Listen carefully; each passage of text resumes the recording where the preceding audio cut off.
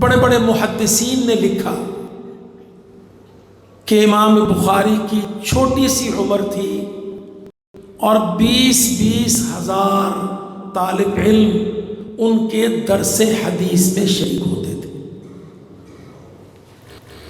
آپ تصور کریں ہم اس وقت جامعہ محمدیہ میں کتنے لوگ ہیں؟ بمشکل 1000-1200 ہوں، وہ بھی بمشکل۔ آپ تصور کریں کہ 20-20 ہزار طالب علم امام بخاری کے چھوٹی عمر کے درس سبق حدیث میں شامل ہوتے شاگرد کے طور پر۔ ان کے چہرے کے داڑھی مونچھ کے بال نہیں اگے تھے اور حدیث کے سبق میں 20,000 شاگرد شامل ہوتے تھے۔ علم پہ بڑی بات ہوئی، بات ہم علم پہ بہت کرتے ہیں پر اللہ کی قسم جانتے وانتے ککھ نہیں ہے۔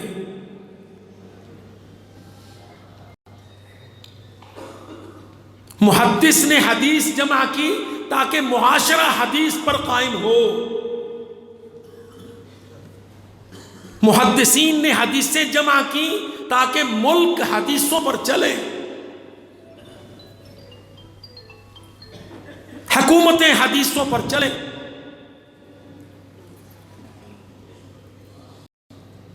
پارلیمنٹیں، سینٹیں، اسمبلیاں حدیثوں پر چلیں۔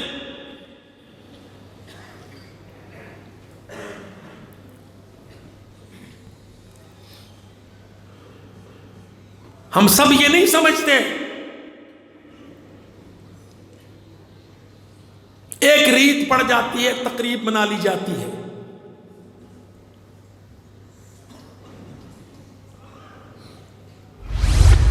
انما یخشی اللہ من عبادہ العلماء۔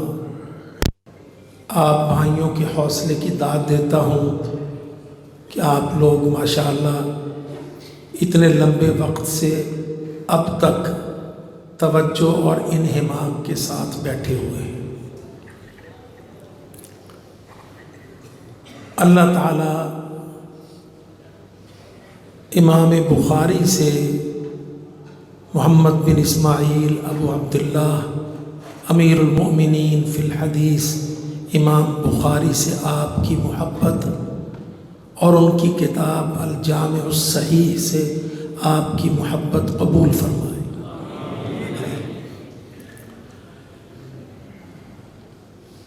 یہ دن موسم ہے اور پورے ملک میں مدارس میں صحیح البخاری پر تقریبات ہو رہی ہیں۔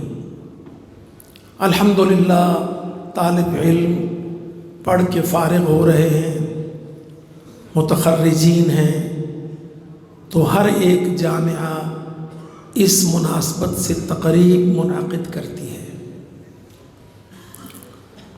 یقیناً امام بخاری رحمۃ اللہ علیہ پر یہاں آپ لوگوں نے سیر حاصل گفتگو سنی ہوگی۔ محدثین ہمارے محسنین ہیں۔ محدثین امت کے محسنین ہیں۔ محدثین کا احسان ہے کہ انہوں نے ذخیرہ حدیث کو مدون کیا، جمع کیا، چھان پھٹک کی، حدیث کی اقسام کا احاطہ کیا اور ہمارے سامنے ایک بہت بڑا ذخیرہ صحیح حدیث پیش کر دیا۔ یہ جو سوشل میڈیا کی ہماری ٹیم ہے، اس کے علاوہ جو بھائی ویڈیو بنا رہے ہیں وہ اپنے موبائل بند کر لیں، وہ نہ بنائیں۔ اللہ آپ کا بھلا کرے۔ وہ موبائل بند کر کے گفتگو سنیں تو فائدہ ہوگا انشاءاللہ۔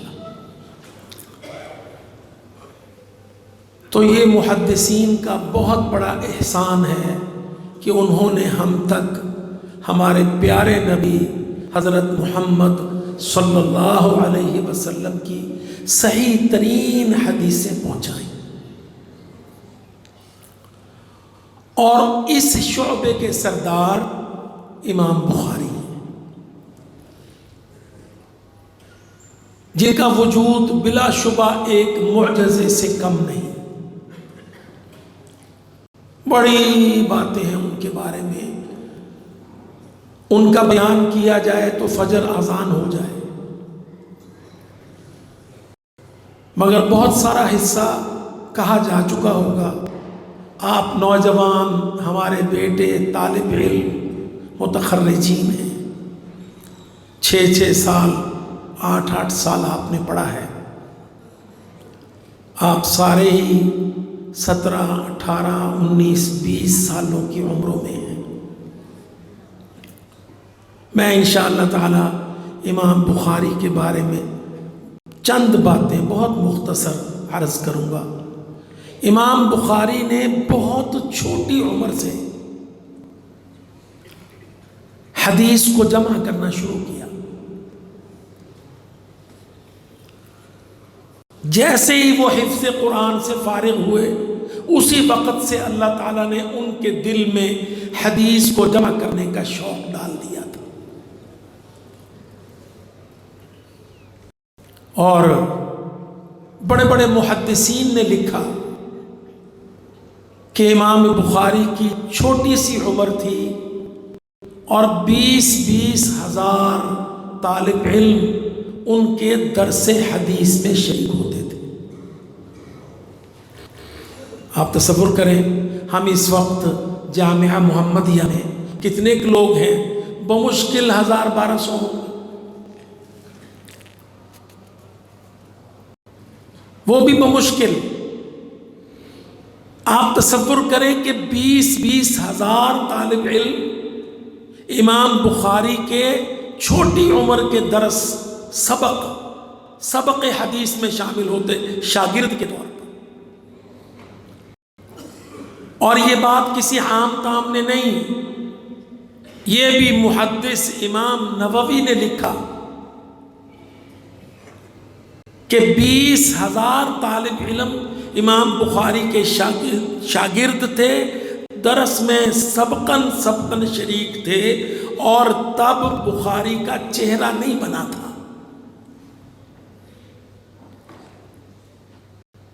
اب آپ سوچ لیجئے، ہمارے بیٹے سارے ہی الحمدللہ داڑھیوں والے، داڑھی مونچھ والے پورے۔ امام نووی لکھتے ہیں کہ لم یخرج وجہہ، امام بخاری کا چہرہ نہیں نکلا تھا۔ پھر خود ہی معنی کرتے ہیں ای لم ینبت شعر وجہہ ہی، ان کے چہرے کے داڑھی مونچھ کے بال نہیں اگے تھے، اور حدیث کے سبق میں 20,000 شاگرد شامل ہوتے تھے۔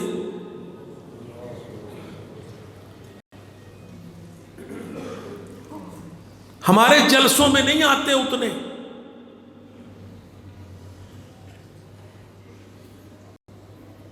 جتنے حجاز اور بغداد کے حدیث کے سبق میں ہوتے تھے۔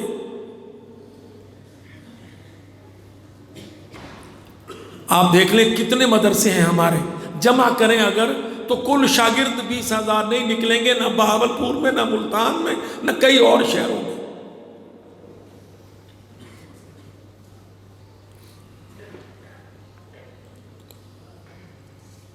یہ میرے رب کا معجزہ،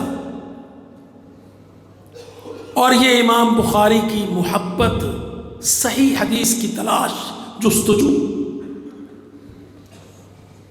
اصل ذخیرہ علم۔ علم پہ بڑی بات ہوئی، بات ہم علم پہ بہت کرتے ہیں، پر اللہ کی قسم جانتے وانتے ککھ نہیں ہے۔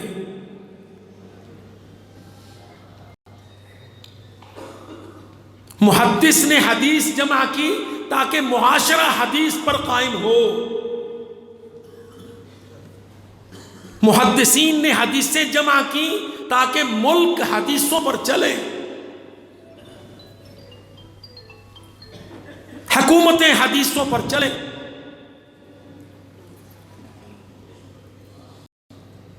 پارلیمنٹیں، سینٹیں، اسمبلیاں حدیثوں پر چلیں۔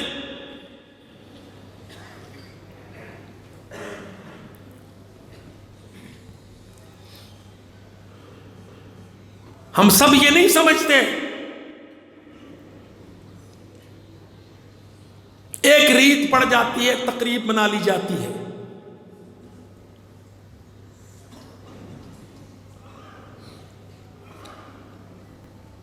بڑی ہم آیتیں بھی اس ضمن میں پڑھتے ہیں، پر جب یہ بات بھی آ گئی کہ علماء ورثۃ الانبیاء ہیں،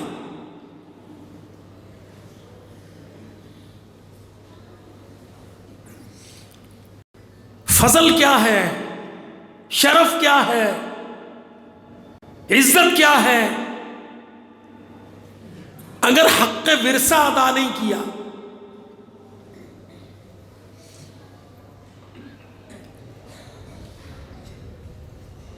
العلماء ورثۃ الانبیاء. انبیاء کون ہیں؟ اللہ کی زمین پر اللہ کے دین کے ذمہ دار.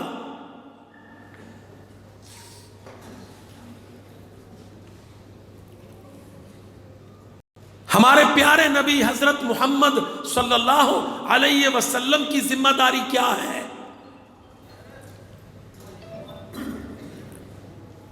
کیونکہ جتنے علماء ہیں لیتے تو ورثہ ہم نبی کریم سے ہیں نا.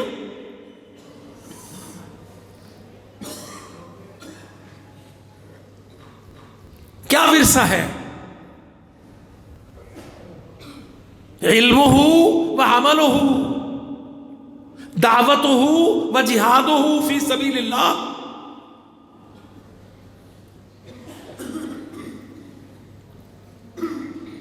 پوچھئے اللہ کی قسم اپنے آپ سے، اپنے استادوں سے، کیا ورثہ ہے حضرت محمد پاک صلی اللہ علیہ وسلم کا؟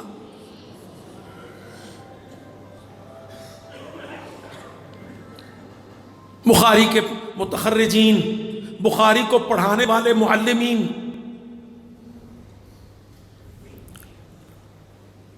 شہروں میں بڑے بڑے مسند علم پر شیوخ الحدیث پوچھو کیا ورثہ ہے؟ ورثہ ہے علمہ وعملہ. علمہ کیا ہے؟ کتاب اللہ و سنتہ. عملہ کیا ہے؟ دعوتہ الی اللہ و جہادہ فی سبیل اللہ لغلبۃ الاسلام.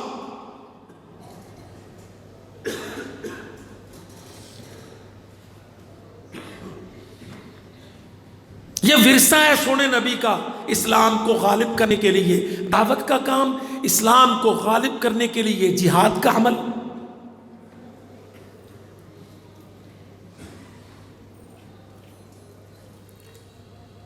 خشیت کیا ہے اللہ کی؟ اللہ کے ڈر سے یہ سوچتے رہنا ہر وقت کہ یا اللہ تیرے دین کا غلبہ کیوں کر ممکن ہے.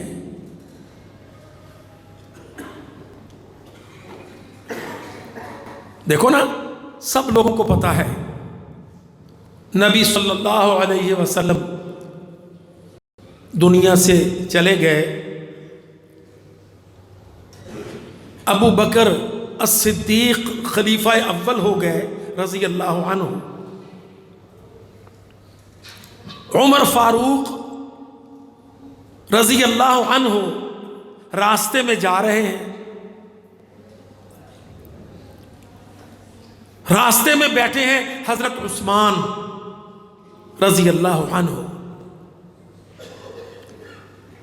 حضرت عمر اپنے بھائی حضرت عثمان پر السلام علیکم کہتے ہیں. یہ واقعہ بہت معلوم ہے، بڑا مشہور ہے، سب جانتے ہیں. حضرت عثمان وعلیکم السلام نہیں کہتے، جواب نہیں دیتے.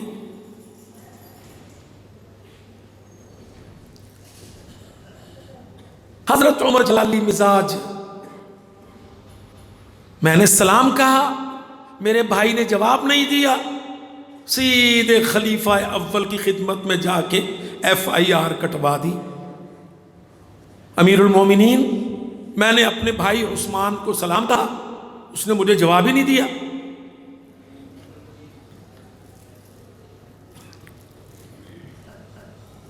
حضرت ابو بکر صدیق نے حضرت عثمان کو بلا لیا. بلانے سے تفصیل پوچھی، کہا عثمان کیا بات ہے، تجھے تیرے بھائی نے سلام کہا، تو نے جواب نہیں دیا؟ وہ کہتے ہیں امیر المومنین مجھے تو پتہ ہی نہیں یہ کب گزرے، کب انہوں نے سلام کہا۔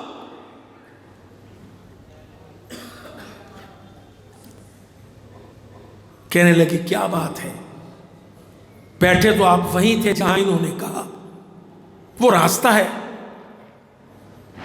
کہتے امیر المومنین میں جس خیال میں گم تھا وہ یہ ہے کہ یا اللہ تو نے اپنے نبی کو اٹھا لیا، تیرے دین کے غلبے کا تکملہ کیسے ہوگا،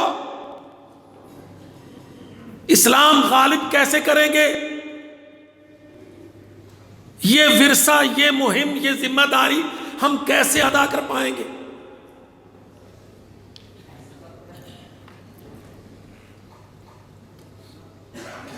اور میرے عزیز بھائیوں ساتھیوں، اللہ کی قسم اپنے اپنے دل میں جھانک کے پوچھو، آج اسلام کا اصل ذمہ دار کون ہے؟ اللہ تعالیٰ کس کو پوچھیں گے؟ آپ کے خیال میں یہ ایم این اے، ایم پی اے، یہ ٹکے ٹوکری، یہ سنبھلیوں کے بکنے والے، یہ اسلام کے بارے میں ذمہ داری کے جواب دیں ہیں؟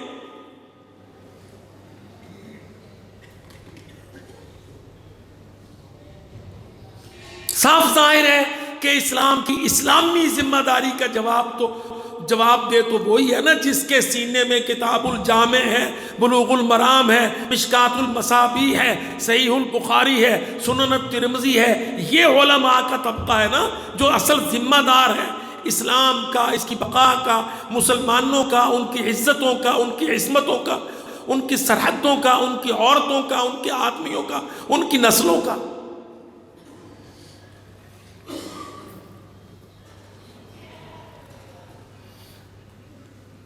ہاں یہ محدثین کا احسان عظیم ہے کہ انہوں نے ہمارے سامنے پوری زندگی مدینہ منورہ کی، پورے واقعات مکہ المکرمہ کے، پوری تاریخ اسلام کی تحریک کی ہمارے سامنے قلم بند کر دی، پیش کر دی صحیح ترین۔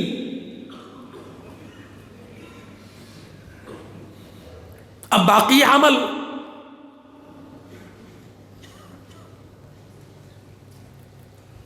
آپ دیکھ لیں، یہودیوں کی بستی میں ایک مسلمان عورت پر یہودیوں نے چھیڑ چھاڑ کی، اس کا پردہ کھل گیا۔ یہ بھی واقعہ بہت معلوم ہے، میں بالکل مختصر اپنے مستدل پر توجہ دلا رہا ہوں، ورنہ یہ سارے واقعات آپ جانتے ہیں۔ اللہ کا شکر ہے ہماری جماعت سننے والی ہے، ہماری جماعت سنانے والی ہے، سب کو بہت بہت پتہ ہے۔ یہودیوں نے شرارت کی مسلمان عورت سے کہ اس کا پردہ کھول دیا، اس کا دامن، اس کی عبا کسی کیل میں، کسی میخ میں پھنسا دی۔ جب وہ اٹھنے لگی تو پردہ کھل گیا۔ یہ نبی کریم صلی اللہ علیہ وسلم کی زندگی کے اندر کے واقعات ہیں۔ اب ایک مسلمان عورت کی بے پردگی ہوئی، اس نے نہ اپنے قبیلے کو بلایا، نہ باپ کو بلایا، نہ بھائی کو بلایا، صیحت الاسلام، اس نے اسلام کی چیخ ماری، واہ اسلام آ، ہائے میرا اسلام۔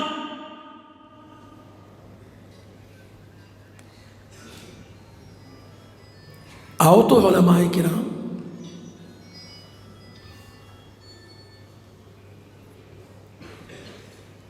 علم و فضل کی کمی تو نہیں ہے، پر عورتیں تو چیخ رہی ہیں بیچاری، ہم میں تو کوئی تحریک نہیں ہے۔ جس کے ہم وارث بنتے ہیں، جب اس کے کانوں تک یہ خبر پہنچی کہ بنو قینقاع کے بازار میں یہودیوں نے ایک مسلمان عورت کو بے پرد کیا، اللہ کے نبی صلی اللہ علیہ وسلم نے اپنے صحابہ کو اسی وقت حکم دے کے دوڑایا، جاؤ بنو قینقاع کے بازاروں کو بند کر دو، قبیلے کا گھیرا کر لو۔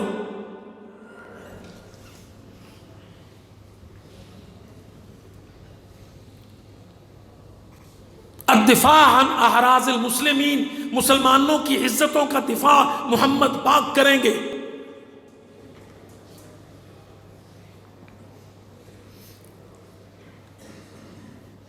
ہمیں اس سارے ذخیرہ حدیث سے، ان تقریبات سے، ان جامعات سے، ان مراکز البدر سے ہمیں جو تحریک اٹھانی ہے، اللہ کی قسم وہ یہ تحریک ہے کہ امت مسلمہ کا دفاع کرنا، مسلمانوں کو رہنمائی دینی، ان کے اندر کے جمود کو توڑنا، ان کی قومی ملی تحریکوں کی آبیاری کرنی۔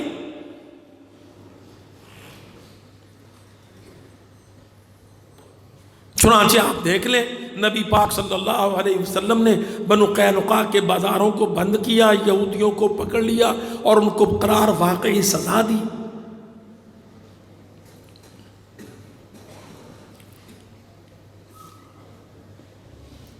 اور یاد رکھو میرے بھائیوں، عالم صرف متون کے پڑھنے والے کو نہیں کہتے،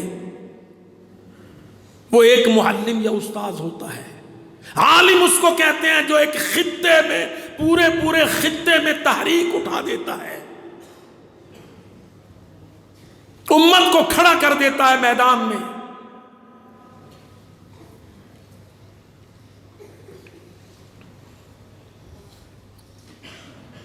یہ جتنے بڑے بڑے نام ہیں اللہ کی قسم، امام بخاری سمیت، اس کے بعد بہت نیچے آ کر احمد ابن تیمیہ، احمد ابن عبد الحلیم ابن تیمیہ، اس کے بعد محمد بن عبد الوہاب، اس کے بعد ہندوستان میں شاہ ولی اللہ محدث دہلوی، چلتے جاؤ اسی طرح اللہ کے فضل و کرم سے، اور آخری ان زمانوں میں ہمارا جماعت کا امیر پروفیسر حافظ محمد سعید حفظہ اللہ۔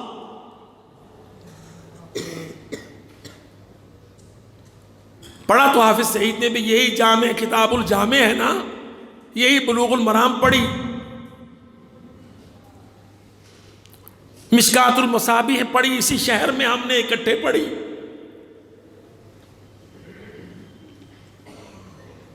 پر دیکھ لو اللہ کی قسم 2018 تک، جب تک حافظ محمد سعید گرفتار نہیں تھا، ہندوستان کی حکومت، مودی بے ایمان کی حکومت، کشمیر کے بارے میں کوئی طاقتور فیصلہ نہیں لے سکی، اپنے دستور میں ترمیم نہیں کر سکی، 370 یا 35A کے ظالمانہ قانون پاس نہیں کر سکی، اور جس دن 2018 میں حافظ سعید کو قید میں بٹھا دیا، مودی بے ایمان نے کشمیر کے بارے میں خوفناک فیصلے لے کر کشمیر کو اپنے اندر ہڑپ کر لیا۔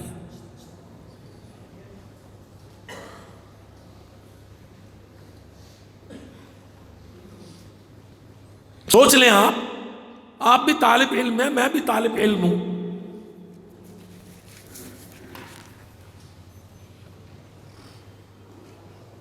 تحریک تو چل رہی تھی،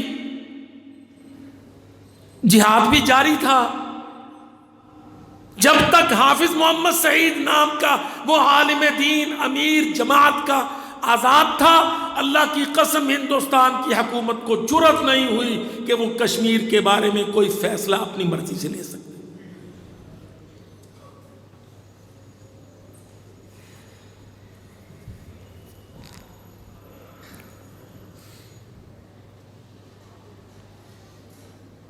کہ ہندوستان بھی جانتا تھا، انگلستان اور امریکہ بے ایمان بھی جانتا تھا، اور اسلام آباد کو بھی پتا تھا کہ جب تک ایک شخص متحرک ہے اور آزاد ہے، انشاءاللہ تعالی نہ بھارت کو فیورٹ نیشن ڈکلیئر کیا جا سکتا ہے، نہ نیٹو کے سپلائی روٹ بحال کیے جا سکتے ہیں، نہ کشمیریوں کو ہڑپ کیا جا سکتا ہے۔ یہ عالم دین کا وجود ہوتا ہے تحریک کی شکل میں، امیر و قائد کی شکل میں۔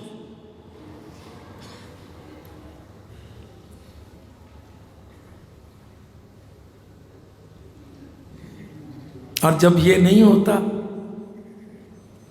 پھر کیا ہوتا ہے؟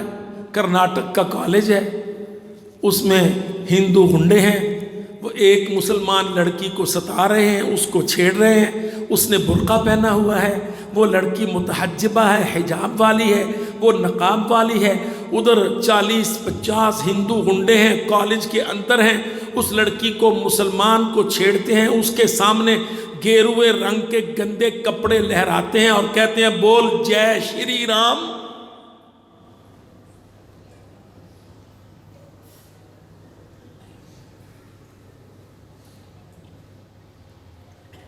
سنا نا آپ نے یہ سب ٹھنڈے خون سے.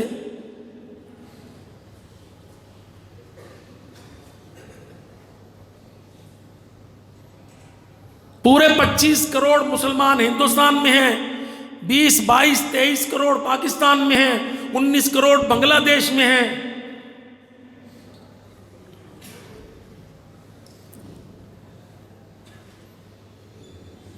وہ غنڈے ہندو مسلمان لڑکی کو گھیر کر اس کو مجبور کر رہے ہیں کہ وہ بولے جے شری رام.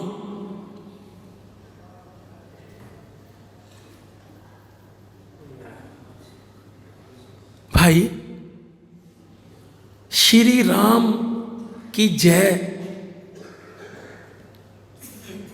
کیوں ہو؟ کیا فلسفی ہے یہ؟ تمہارا کیا گندا بےہودہ نعرہ ہے شری رام کی جے؟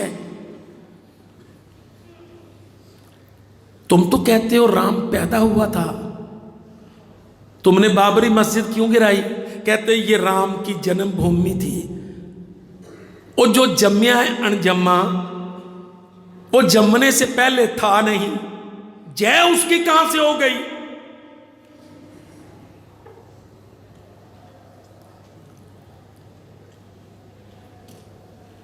یہ جے جے پکارتے ہیں نا.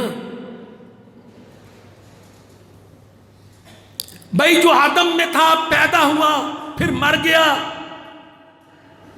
پھر جب زندہ تھا تو اتنا بے بس تھا کہ خود کی اس کی بیوی سیتا تھی، اس کو راون اٹھا کے لے گیا.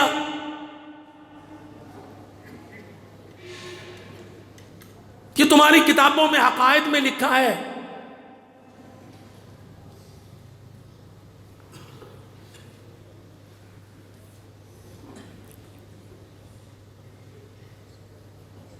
ہے نا؟ یہ پڑھ لینا یونیورسٹی میں، باولپور کی یونیورسٹی میں کمپیریٹیو ریلیجن کی کتابیں لے کے ہندو مذہب کے عقیدے پڑھ لینا.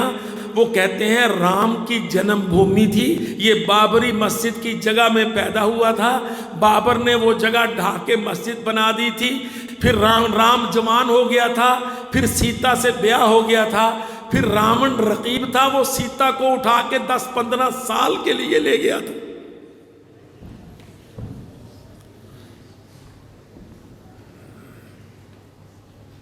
او ظالموں جاہلوں جو خود مخلوق ہے،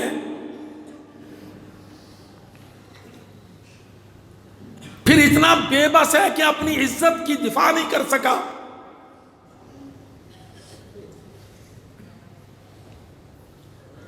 اور دیکھ علم، یہاں ہمارے ماشاءاللہ حضرت مولانا نے علم کی بات کی نا. دیکھ علم، اللہ کی قسم وہ ایک مسلمان بیٹی کو علم ہے کہ جب یہ جے شری رام کہیں تو جواب میں مجھے اللہ اکبر کہنا ہے. یہ ہے علم، توحید کا علم، عقیدے کا علم، رام کا باطل ہونا، اللہ کا برحق ہونے کا علم، اکبر کبریائی کا علم. ایک مسلمان بیٹی موحدہ کا علم، مشرک ہندو خنڈوں کے مقابل. دیکھو نا ویڈیو آپ نے بھی دیکھی، وہ کسی مولوی کے پاس پوچھنے تو نہیں گئی نا، اس نے اسی وقت اللہ اکبر کی چیخ ماری. ایک نعرہ، 2 نعرے، 3 نعرے، دھڑا دھڑ. اس لڑکی نے اپنے علم کی بدولت، توحید کے عقیدے کی بدولت اللہ کی کبریائی کا ترانہ گایا.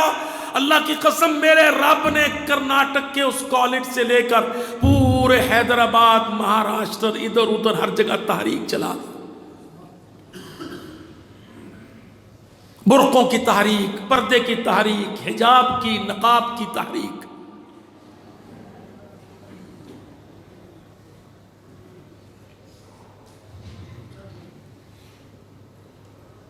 یہ بھی علم ہے، اس کو پڑھو پڑھو اور مقابلہ کرو کافر سے، ہندو مشرک سے. ہماری اس وقت کی سب سے بڑی ذمہ داری بر صغیر سے ہندو کے شرک کا خاتمہ ہے. رام کا تصور باطل ہے.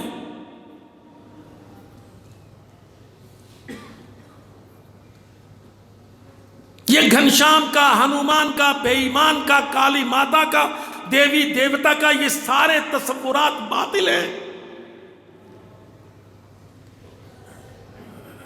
افمن یخلق کمن لا یخلق، اللہ کہتا ہو جو پیدا کرتا ہے، سورج کو پیدا کیا، چاند کو پیدا کیا، ستاروں کو پیدا کیا، انسان کو پیدا کیا، حیوان کو پیدا کیا، سمندروں کو، زمینوں کو، بادلوں کو، پانیوں کو، پھولوں کو، کانٹوں کو. افمن یخلق کمن لا یخلق، اور وہ جو پیدا کرتا ہے وہ اس کے برابر ہو سکتا ہے جو ککھ کر نہیں سکتا.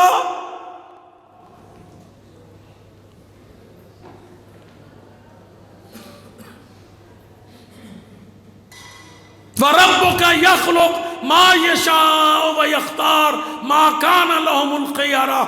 اللہ کہتا تیرا رب ہے، پیدا کرتا ہے جو چاہتا ہے اور چن لیتا ہے جس کو چاہتا ہے.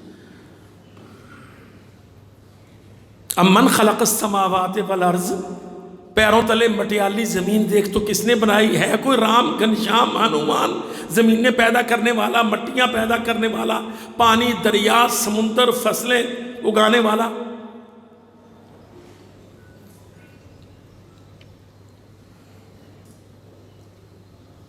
دیکھ اللہ کی قسم، قرآن مجید کے اندر کتنی آیتیں ہیں میرے رب نے اس ضمن میں اتاری کہ اللہ نے پیدا کیا. ملائکہ کو پیدا کیا، جن کو پیدا کیا، انسان کو پیدا کیا، شیطان کو پیدا کیا. سب مخلوقات اللہ وحدہ لا شریک نے بنائی.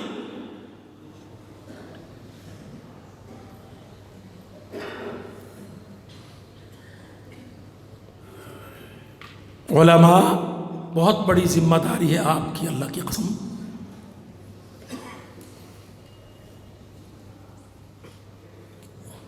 علم تحریک ہے، علم نور ہے، علم دعوت ہے، علم جمود کا توڑنا ہے، علم بگڑے ملکوں کی اصلاح کرنا ہے. پاکستان بگاڑ کی طرف ہے، پاکستان کی سیاست خباثت کے اندر ہے. پاکستان میں سیاست نے شہادت کا راستہ روکا ہے.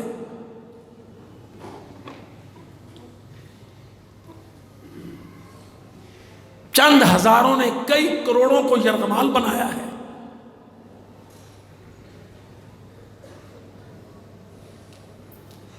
علم کا تقاضا ہے سیاست انبیاء زندہ کرو.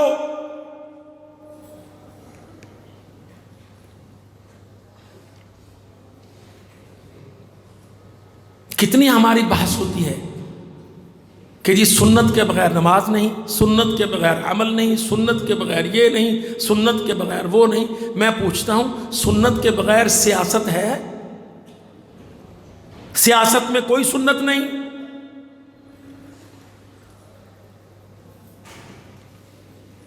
70 سال تیری عمر ہو گئی پاکستانی، تجھے سیاست نے برباد کر کے رکھ دیا، تباہ کر دیا. کیا اس میدان سیاست میں سونے نبی کی کوئی سنت نہیں؟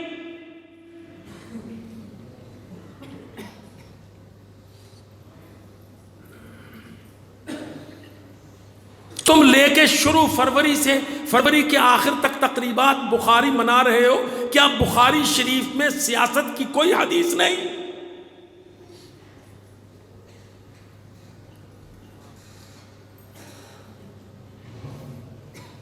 سوال ڈراپ کر رہا ہوں، طالب علم بھی، اللہ کی قسم استاذ بھی جواب دیکھیں. سیاست کے معنی معاشرے کی تربیت، معاشرے کے معنی ریاست کے مکونات. کیا اتنے بڑے مضمون پر، موضوع پر، ٹاپک پر محمد پاک صلی اللہ علیہ وسلم کی کوئی سنت نہیں؟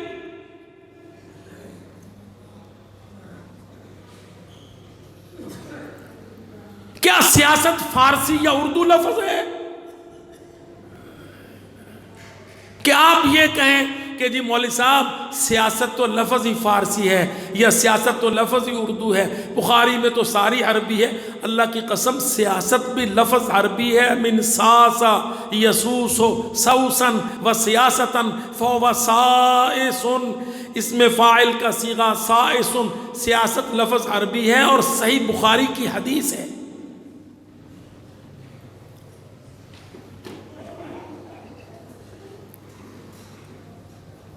اور یہ سارا چیپٹر ہم نے دے دیا مریم نواز کو، شہباز کو اور میاں نواز کو، اور سیاست میں ہمیں سنت کا کوئی فکر نہیں۔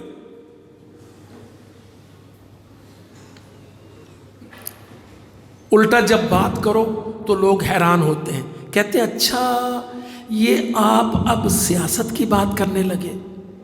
اچھا بھئی میں تو اب کرنے لگا، تو نے تو بخاری پڑھ لی۔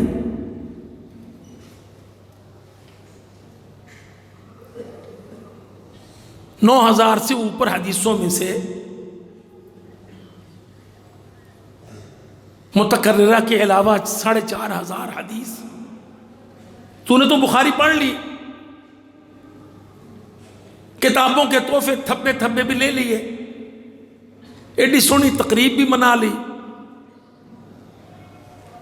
کانت بنو اسرائیل تسوسہم الانبیاء، سونے نبی نے بخاری شریف کی حدیث ہے، امام بخاری لائے ہیں، کھول کے اس کو پڑھ کہ بنی اسرائیل کی سیاست ان کے نبی چلاتے تھے۔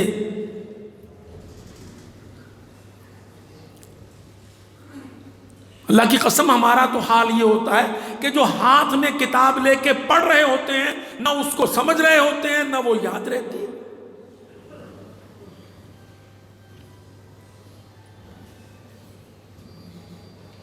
اب تو چلو آدھی رات ہو گئی نا، کل اٹھا کے نکال کے بخاری شریف حدیث نکال لینا۔ کانت بنو اسرائیل تسوسہم الانبیاء، میرے سونے نبی سید الانبیاء حضرت محمد مصطفیٰ صلی اللہ علیہ وسلم نے فرمایا بنو اسرائیل کی سیاست ان کے نبی چلاتے تھے۔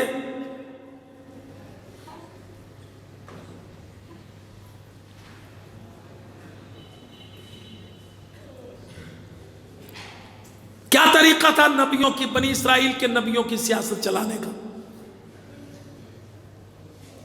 آپ سارے 30-32 طالب علم ہیں، آپ کے 15-20 استاذ ہیں،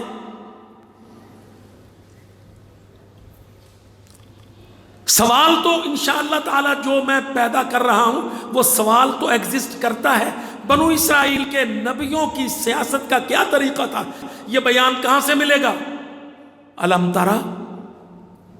ترى الى الملأ من بنی اسرائیل من بعد موسیٰ اذ قالوا لنبی لهم ابعث لنا ملکا نقاتل فی سبیل اللہ۔ پڑھ سورۃ بقرہ۔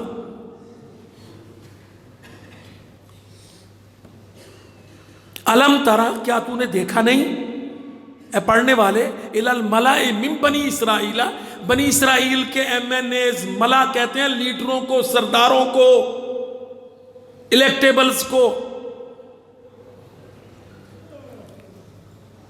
اللہ قرآن مجید میں کہتا ہے اے پڑھنے والے قاری، کیا تو نے بنی اسرائیل کا پولیٹیکل پیٹرن نہیں دیکھا؟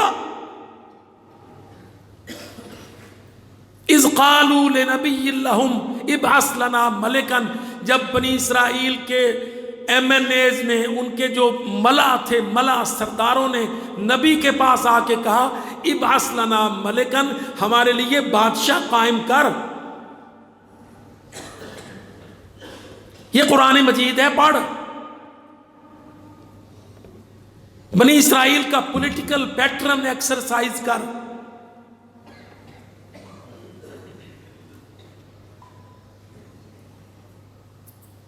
بادشاہ قائم کرو۔ بنی اسرائیل کے سردار نبی کی خدمت میں آ کے کہہ رہے ہیں ہمیں اپنی سیاست کو پیٹرونائز کیسے کرنا ہے۔ ہمارے علماء ورثۃ الانبیاء معاشرے کی خرابیوں سے واقف، اصلاح میں کوشاں، عوام الناس کے گہرے رابطے میں، مسائل اور وسائل کے تناسب میں،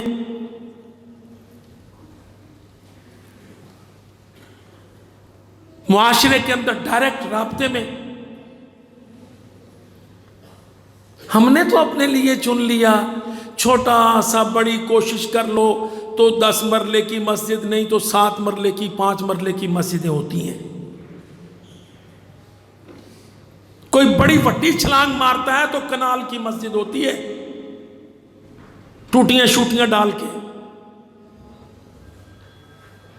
ہم نے تو خود ہی دنیا کا محدود حصہ اپنے لیے رکھ لیا۔ میں اپنے محلے میں اپنے فرقے کی چھوٹی سی مسجد کا امام و خطیب، اور پورا پاکستان وہ مسلم لیگ نون کا، قاف کا، جیم کا، دال کا، وہ پیپلز پارٹی کا، وہ فلانی کا، وہ فلانی کا، سارا یہ سیکٹر میں نے دیا سیکولر، اور خود کو رکھ لیا چھوٹا سا کنفائن۔ ہماری مسجد میں سالانہ جلسہ ہوگا، جو تشریف لائے اس کا بھی بھلا، جو نہ آئے اودا بھی بھلا۔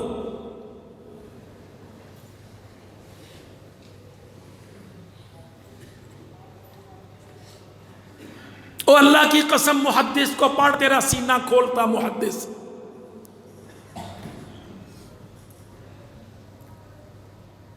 محدث کا کام صرف نصوص ذکر کر دینا نہیں ہے، محدث تیرا سینہ کھولتا ہے کہ تو نے ایک ملک کو، ایک معاشرے کو، ایک بستی کو، ایک بر اعظم کو کس طرح اسلامی پچ پر کھلانا ہے۔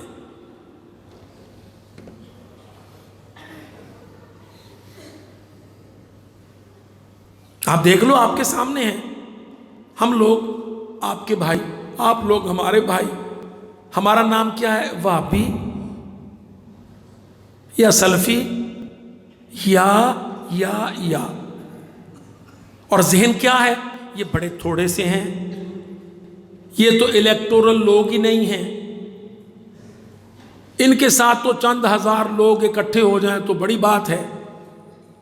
یہی تعارف ہے نا ساڈا تہاڈا سب دا، یہ آمین والے ہیں، یہ رفع الیدین والے ہیں، یہ سورۃ الفاتحہ والے ہیں، یہ چند مسلوں والے ہیں، تے باقی کم ٹھپ۔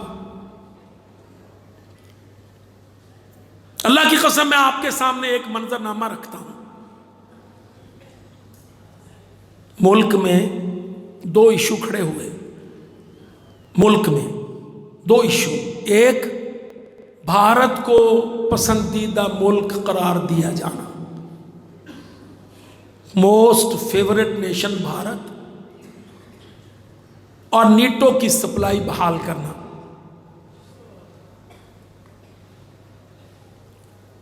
آدھی رات سے وقت ہو گیا، آدھی رات سے اوپر کا، جو جانے والے تھے روٹی شوٹی کھا کے چلے گئے، اب انشاءاللہ آپ ہیں اور میں ہوں، ہم بیٹھنے والے ہیں۔ تو 2 ایشو کھڑے ہو گئے، ایک ایشو کہ جی بھارت کو فیورٹ نیشن، بڑا پسندیدہ ملک ہے بھارت، تجارت کھول دو، واگا کو بھی کھول دو، قصور خیم کرن کو بھی کھول دو، فلانے کو بھی کھول دو، ہیڈ سلیمان کی بھی بارڈر کھول دو۔ یہ بڑی پچ بنی، بڑی بات چلی جناب، سرداری صاحب حکمران تھے، میاں صاحب ان کے ساتھ تھے، سب رلے ملے۔ دوسرا ایشو، نیٹو کی سپلائی بند کر دی تھی پاکستان کی حکومت نے، تو امریکہ کے اشارے پر تحریک چلی حکومت کے اندر کہ نیٹو کی سپلائی بھی کھول دو، اور اللہ کی قسم کسی کو کسی بات کا ہوش نہیں تھا۔ حکومتیں تو پہلے بکی ہوتی ہیں، اور یہ تحریک چل پڑی، اور قریب تھا کہ جی نیٹو کی سپلائی بھی کھول دیں گے، اور بھارت کو موسٹ فیورٹ نیشن، بہت ہی پسندیدہ قوم۔ اچھا، اب جس سے بات کریں سہمے ہوئے، پریشان، کوئی لائحہ عمل نہیں، کوئی تحریک نہیں۔ میں بڑی ذمہ داری سے اپنے بھائیوں اور بیٹوں کے اندر یہ بات کہہ رہا ہوں، حافظ صاحب کو چین نہ آئے، حافظ سعید صاحب صبح شام دن رات یہی مجلسیں، یہی میٹنگیں۔ اب بندہ سوچتا ہے کہ یار ہمارا تعارف تو جماعت اہل حدیث ہے، ماشاء اللہ جامعہ محمدیہ اہل حدیث مرکز البدر، اب پورا زور لگایا ہوگا ہمارے بھائیوں نے، شیخ عبداللطیف صاحب نے اور سیف اللہ نے اور سب نے، تو ماشاء اللہ یہ حصیلہ ہے 1170 بندے۔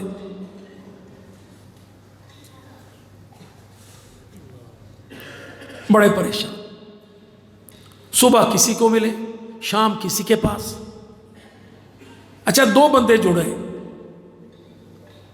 صرف 2 آدمی جڑے، ایک جنرل حمید گل اور دوسرے مولانا سمیع الحق۔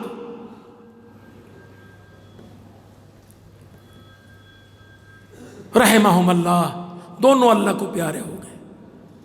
کئی دن کی بھاگ دوڑ سے 2 بندے جڑے، ایک جنرل حمید گل رحمت اللہ علیہ اور دوسرے حضرت مولانا سمیع الحق، یہ جامعہ حقانیہ کوڑا والے۔ ان دونوں کے ساتھ کبھی ناشتہ، کبھی رات کا کھانا، کبھی دوپہر کی مجلسیں، میٹنگیں، فلانی فلانی۔ میں یہ کہتا ہوں علم دیکھ، علم بنیاد ہے۔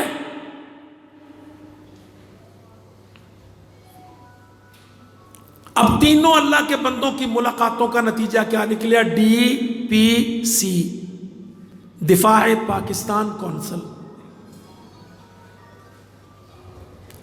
نیا فورم، نیا پلیٹ فارم، DPC، دفاع پاکستان کونسل۔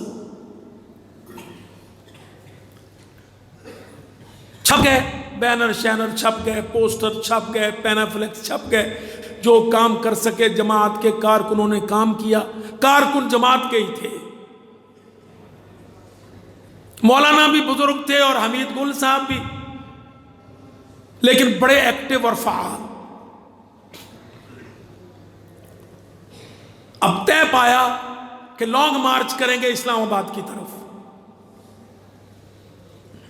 تو مطالبے 2، بھارت فیورٹ نیشن نہیں، ہمارا دشمن ملک ہے، آپ اس کو MOU دستخط نہیں کر سکتے، فیورٹ نیشن ڈکلیئر نہیں کر سکتے، اور نیٹو کی سپلائی بحال نہیں ہو سکتی، کیونکہ نیٹو کی سپلائی بحال ہوگی تو پاکستان کی سڑکوں سے اسلحہ گزر کے افغان ہمارے بھائی افغانستان میں جا کے بھائیوں پر حملہ ہوگا۔ یہ دونوں کام ہم نہیں کرنے دیں گے۔ لانگ مارچ رکھا،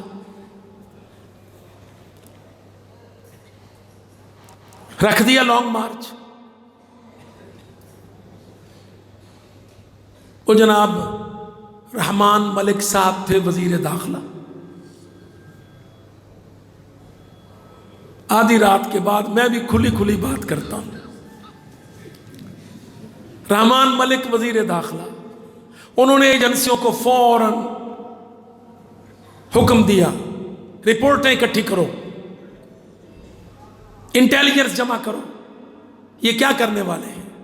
ایجنسیوں نے کہا مسٹر وزیر داخلہ صاحب، آپ کو پتہ نہیں یہ وہابی لوگ ہیں، ان کے ساتھ 2 نہیں 4000 ہو جائیں گے، آپ کا کیا بگاڑ لیں گے؟ اگر 4000 5000 آدمی لانگ مارچ میں آئے گا بھی تو لاہور سے شاہدرے تک مکا جائے گا۔ اب سارے مطمئن ہو گئے، پر اللہ کی قسم میرے بھائیوں بھاولپوریوں، آپ میرے بھائی اور میرے بیٹے، جس دن چلا نا پہلا لانگ مارچ، تو لانگ مارچ کے آخری قافلے ابھی لاہور کے اندر تھے اور پہلے قافلے راہ والی گجرانوالے سے آگے کراس کر گئے تھے۔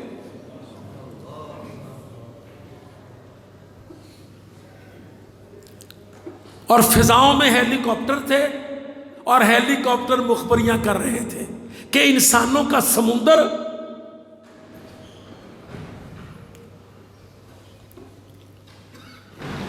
اور ٹرکوں پر سارے دیوبندی ٹرک پر چڑھا لیے، بڑے بڑے بریلوی پیر بھی ٹرک پر چڑھا لیے، لیاقت بلوچ جماعت اسلامی بھی ٹرک پر چڑھا لی، اور کوئی عہدہ اللہ کی قسم اپنے پاس نہیں رکھا۔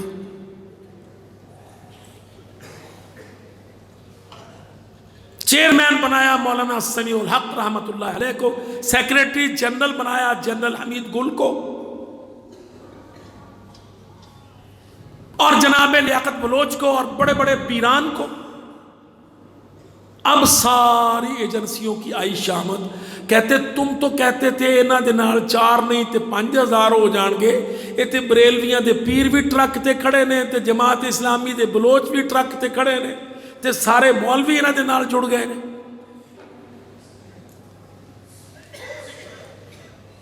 دیکھو یاد رکھو، اللہ کی قسم، علم نور ہے، علم حیات ہے، علم زندگی ہے، علم جمود نہیں ہے، علم تحریک کا نام ہے۔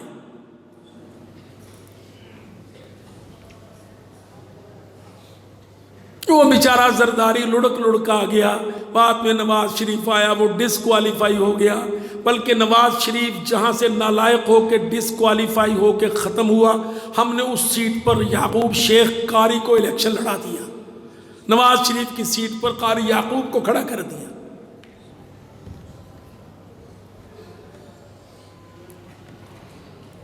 بھائی سچی بات ہے، اللہ کی قسم میں تو آپ سے کہوں، یہ ہماری جامعات، یہ جامعہ محمدیہ، یہ ہمارا قادسیہ، یہ جتنے ادارے ہیں ہمارے سارے کے سارے، ہم تو ان اداروں میں تعلیم اور علم کو پڑھاتے ہیں تاکہ تحریک کو کھڑا کریں، تحریک کو، مسلمانوں کو زندہ کرنا۔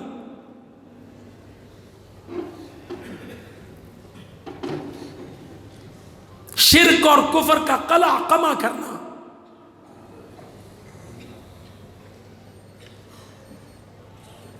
یہ بات جو میں نے کی مذاق میں نہیں کی، یہ جو میں نے رام اور سیتا کی کہانی آپ کو سنا دی، اللہ کی قسم یہ ہندوؤں کا بنیادی نظریہ اور عقیدہ ہے۔ رام ان کا معبود ہے، سیتا اس کی بیوہ بنائی تھی، اس کی بیوی بنائی تھی، پھر اس کو اس کا رقیب اٹھا کے لے گیا، 10-12 سال خوب اس سے فیض یاب ہوا، پھر ہنومان بندروں کو لے کے یہ لے کے آیا، رام اس کو نلا تلا کے پھر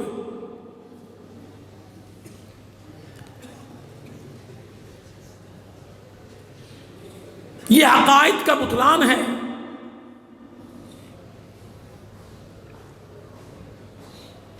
آپ نے دیکھا نہیں قرآن مجید میں اللہ کتنا زور دیتا ہے، کس نے پیدا کیا، کس نے پیدا کیا، زمین کو، آسمان کو، انسان کو، حیوان کو، سب کو کس نے پیدا کیا۔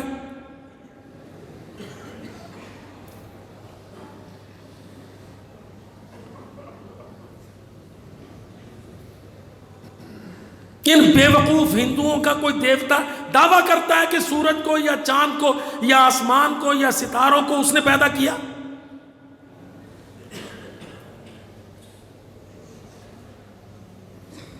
جو ربوں کا یخلق، پیدا تیرا رب کرتا ہے۔ افمن یخلق کمن لا یخلق، اللہ کہتا ہے جو پیدا کرتا ہے تو اس کو اس کے جیسا کرتا ہے جس نے ککھ پیدا نہیں کیا۔ وہ خود مخلوق ہیں، اگر ان کا کوئی وجود ہے تو بھائی ہمیں اس وقت ضرورت ہے کہ ہم پاکستان کے اندر تحریک سنت، سیاست کی سنت زندہ کریں، اصلاح معاشرہ کریں، مسائل اور وسائل کے اندر ایک نسبت و تناسب کی فضا قائم کریں۔ آپ اپنے ملک کی سیاست سے ڈالا اور نوٹ اور یہ مفادات کی سیاست کو ختم کریں، اور خدمت کی اور اخوت کی اور محبت کی سیاست کو پیدا کریں، بستیوں کی اصلاح کریں، شہروں کی اصلاح کریں، غربت کی اصلاح کریں، مفادات کو ختم کریں۔ اللہ اکبر، یہ جو کچھ میں کہے جا رہا ہوں اللہ کی قسم محدثین نے ان میں سے ہر چیز پر باب باندھے ہیں۔